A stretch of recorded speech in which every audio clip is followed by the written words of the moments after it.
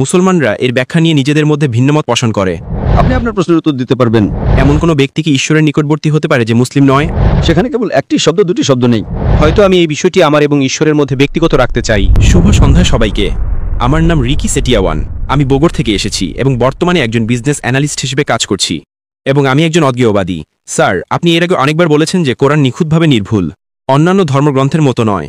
কিন্তু এত নিখুঁতভাবে সংরক্ষিত হওয়ার পরেও মুসলমানরা এর ব্যাখ্যা নিয়ে নিজেদের মধ্যে ভিন্নমত পোষণ করে, ঠিক যেমন ইহুদি, খ্রিস্টান, হিন্দু এবং অন্যরা তাদের নিজ নিজ ধর্মগ্রন্থ নিয়ে করে থাকে।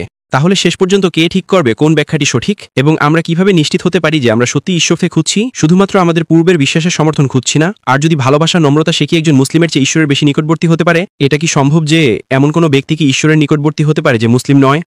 ভাই প্রশ্ন করেছেন যে আমি বিশ্বাস করি কোরআন ঈশ্বরের বাণী, এটি নিখুঁত, এতে কোনো ভুল নেই, কিন্তু তারপরেও এর বিভিন্ন ব্যাখ্যা রয়েছে।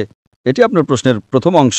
দ্বিতীয় অংশ হলো এমন কোনো ব্যক্তি কি ঈশ্বরের নিকটবর্তী হতে পারে যে মুসলিম নয়? এটি আপনার দ্বিতীয় প্রশ্ন, তাই তো? হ্যাঁ স্যার। প্রথম অংশের ব্যাপারে বলি, কোরআন হলো আল্লাহ সুবহানাহু ওয়া তাআলার বাণী।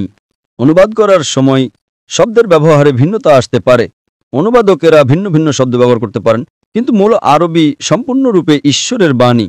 সেখানে কেবল একটি শব্দ, দুটি শব্দ নেই, কিন্তু অনুবাদ ভিন্ন হতে পারে। বোঝার ক্ষেত্রে সমস্যা বা পার্থক্য থাকতে পারে, কিন্তু আরবি ভাষায় একই।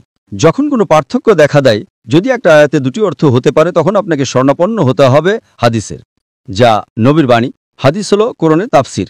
তাই যখন আমরা সহিহ হাদিস পড়ি, তখন সহিহ হাদিস আমাদের আরও তথ্য দেয়। যদি একটা আয়াতের দুটি অর্থ হতে পারে, তখন আমরা হাদিসে যাই এবং যাচাই করি। হাদিসে আমরা তাফসির পাই। কোরআনের তাফসির বা ব্যাখ্যা হলো হাদিস, এতে আরও বিস্তারিত বিবরণ রয়েছে। সুতরাং আপনি যদি হাদিস ভালোভাবে জানেন, তাহলে একটি আয়াতের দুটি অর্থ থাকলেও হাদিস আপনাকে বলে দিলে কোন অর্থটা সঠিক। আবার অনেক সময় উভয় অর্থই সঠিক হতে পারে। আপনার দ্বিতীয় প্রশ্নে আসি, যে ব্যক্তি মুসলিম নয় সে কি ঈশ্বরের বেশি নিকটবর্তী হতে পারে? মুসলিম শব্দের সংজ্ঞা কি? মুসলিম মানে হলো সেই ব্যক্তি যে সর্বশক্তিমান ঈশ্বরের কাছে নিজের ইচ্ছাকে সমর্পণ করে। অমুসলিম হলো এমন একজন ব্যক্তি যে ঈশ্বরের কাছে নিজের ইচ্ছাকে সমর্পণ করে না। সুতরাং আপনার প্রশ্নটি হলো, যে ব্যক্তি ঈশ্বরের কাছে নিজের ইচ্ছাকে সমর্পণ করে না, সে কি এমন ব্যক্তির চেয়ে ঈশ্বরের বেশি নিকটবর্তী হতে পারে যে নিজের ইচ্ছাকে ঈশ্বরের কাছে সমর্পণ করে? আপনি কি আমার কথা বুঝতে পেরেছেন? আপনার প্রশ্নটি আমার কাছে হলো, একজন অমুসলিম কি পারে? অমুসলিম মানে যে ঈশ্বরের কাছে নিজের ইচ্ছাকে সমর্পণ করে না, সে কি এমন ব্যক্তির চেয়ে ঈশ্বরের বেশি নিকটবর্তী হতে পারে যে নিজের ইচ্ছাকে ঈশ্বরের কাছে সমর্পণ করে? আপনি আপনার প্রশ্নের উত্তর দিতে পারবেন। হ্যাঁ স্যার। তাহলে আপনি কি আপনার প্রশ্নের মাঝখানে বিভ্রান্তি বা সমস্যাটি বুঝতে পেরেছেন? হ্যাঁ। তার মানে উত্তরটি হলো না। তার মানে যে ব্যক্তি অমুসলিম, যে ব্যক্তি ঈশ্বরের কাছে নিজের ইচ্ছাকে সমর্পণ করে না, সে কখনোই এমন ব্যক্তির চেয়ে ঈশ্বরের বেশি নিকটবর্তী হতে পারে না যে নিজের ইচ্ছাকে ঈশ্বরের কাছে সমর্পণ করে। একজন অমুসলিম কখনোই একজন মুসলিমের চেয়ে ঈশ্বরের বেশি নিকটবর্তী হতে পারে না। আপনি উত্তর পেয়েছেন? ঠিক আছে ভাই, আপনি এক ঈশ্বরে বিশ্বাস করেন? আমি ঈশ্বরের একত্ববাদী বিশ্বাস করি। মাশাআল্লাহ। আপনি কি বিশ্বাস করেন যে নবী মুহাম্মদ ঈশ্বরের দূত? আমি বিশ্বাস করি মুহাম্মদ ঈশ্বরের কর্মীদের মধ্যে একজন, আমাদের মতোই, যিনি ঈশ্বরের ব্যবস্থা চালাতে সাহায্য করেন। তিনি অবশ্যই একজন মানুষ, কিন্তু আমি জিজ্ঞেস করছি আপনি কি বিশ্বাস করেন তিনি ঈশ্বরের একজন দূত? হ্যাঁ, তিনি ঈশ্বরের দূতদের মধ্যে একজন। মাশাআল্লাহ। হ্যাঁ, তিনি একজন। আরও অনেক দূত আছেন, শত শত হাজার হাজার। ভাই, ইসলামে দুটি জিনিস প্রয়োজন। এক, বিশ্বাস করা যে ঈশ্বর এক। আপনি কি যিশুকে ঈশ্বর মনে করেন? না। মাশাআল্লাহ। আপনি কি বিশ্বাস করেন যিশু ঈশ্বরের দূত? হ্যাঁ, তিনি ঈশ্বরের দূতদের একজন। খুব ভালো।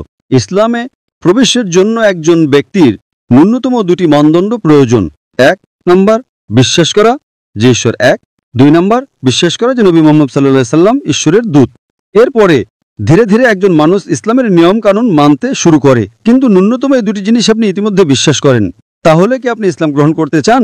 হয়তো আমি এই বিষয়টি আমার এবং ঈশ্বরের মধ্যে ব্যক্তিগত রাখতে চাই। ঠিক আছে, আমি এটা ব্যক্তিগত রাখতে চাই। ঠিক আছে, যতক্ষণ আপনি ঈশ্বরকে ফলো করবেন, ঈশ্বরে বিশ্বাস করবেন, সেটাই যথেষ্ট। আপনাকে সবার সামনে ঘোষণা করতে হবে না।